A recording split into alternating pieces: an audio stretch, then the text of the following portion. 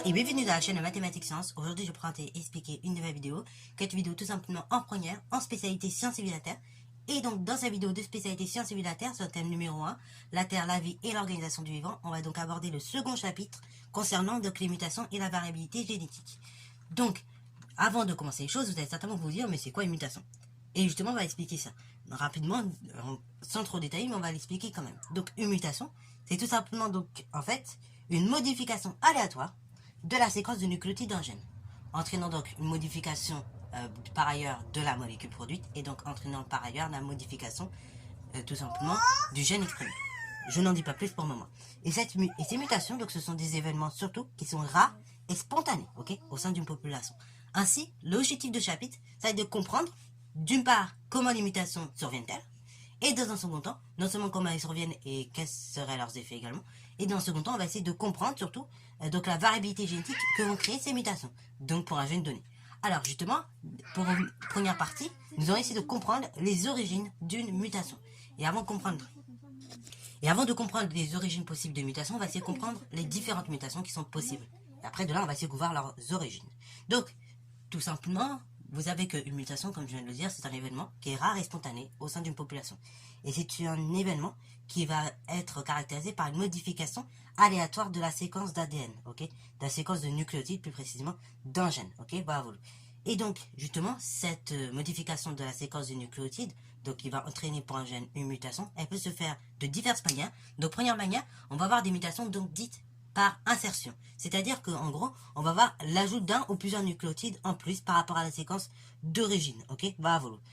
C'est ce que l'on peut... Donc là, je ne sais pas si j'ai des exemples, mais je vais peut-être vous en montrer. Ok, voilà, c'est ce qu'on peut voir. Donc on compare la séquence de nucléotides pour le gène qui aurait dû être exercé par rapport au gène de départ, de référence.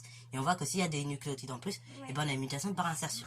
On peut avoir également ce qu'on appelle des mutations par délétion. Donc des mutations par délétion, ce sera tout simplement des mutations dans laquelle, cette fois-ci, au contraire, on aura un nucléotide en moins par rapport à la séquence donc, du gène de référence. Donc voilà, par exemple une séquence, hein, donc on a la séquence de référence du gène et la séquence d'en dessous. Et donc dès qu'en fait on a un titré là, ça correspond tout simplement à un nucléotide en moins. Ok, bravo.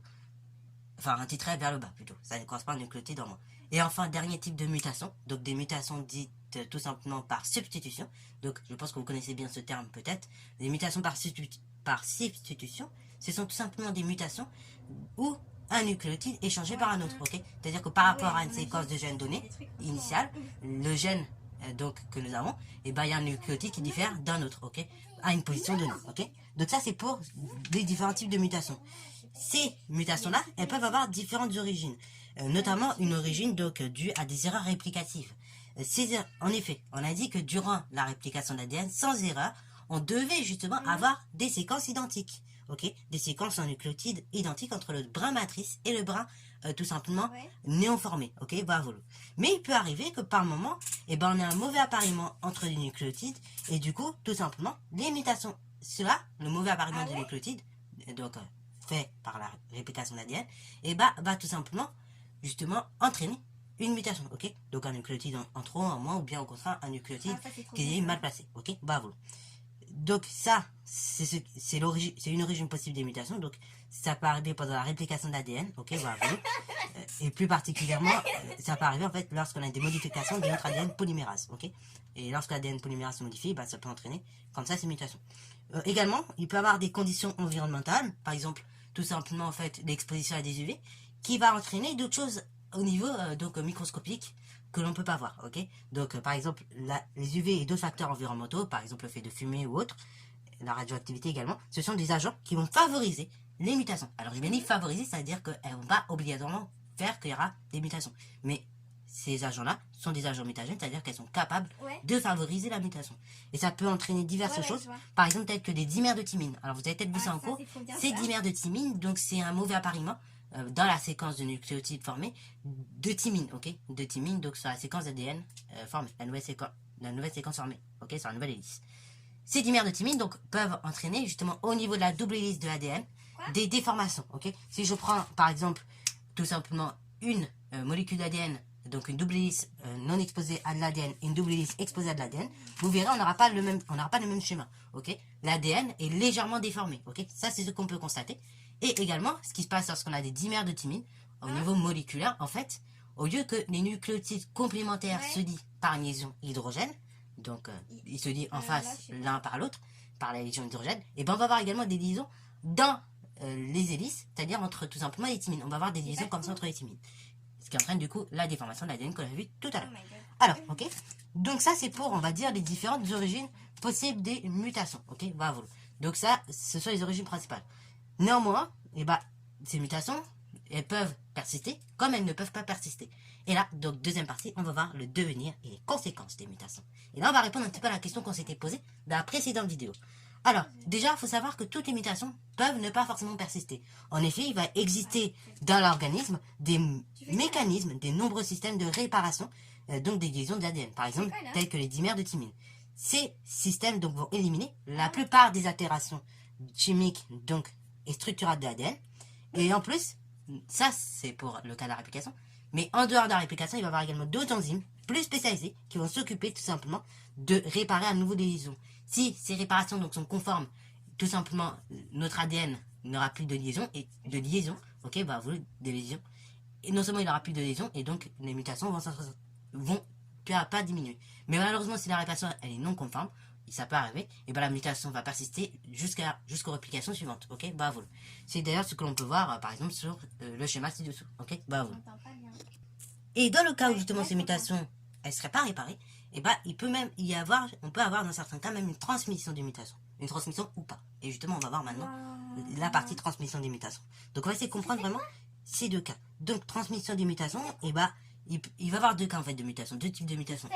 Si la mutation donc affecte les cellules somatiques, donc les cellules somatiques, c'est-à-dire les cellules tout simplement du corps, hein, qui sont tout simplement normalement faites pour réguler le corps, pour le contrôler, et bah si ça touche des cellules somatiques, donc ce sont toutes les cellules en gros qui vont être présentes dans vos corps, sauf les cellules germinales, et bien dans ce cas-là, cette mutation va seulement se répartir dans le corps. Ok, bah voilà. Ça s'est calmé, donc je sais pas. Alors donc cette mutation, si elle est tout simplement portée par une cellule somatique, elle va donc ne pas être transmise à la descendance, et donc ainsi, et bah tout simplement, elle va être portée en revanche, il y a un risque qu'elle soit portée par les cellules filles, donc issues de la mitose, ok. En revanche, si la mutation affecte une cellule germinale, donc les cellules reproductrices seulement, et bah dans ce cas-là, tout simplement cette mutation, il y a un risque qu'elle soit transmise en fait à la génération suivante lors tout simplement de la fécondation et donc de la méiose. Ok, bah voilà. Ainsi donc on a deux types de mutations, les mutations germinales ainsi que les mutations donc somatiques.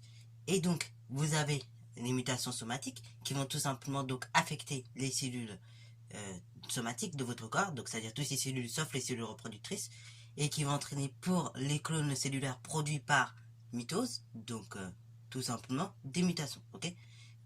Et donc ça ne va pas affecter la génération suivante. Par contre, en revanche, pour les mutations dites germinales, et ben là, ce sont des mutations qui vont tout simplement être présentes et donc affecter les cellules germinales.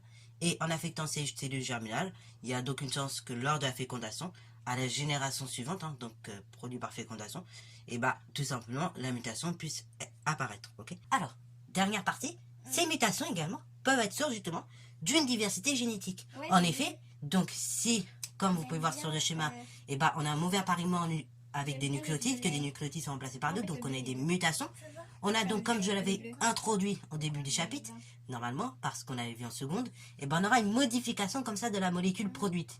Modification de la molécule produite, et donc modification du gène, tout simplement exprimé. Ça, c'est ce que nous avions vu en seconde.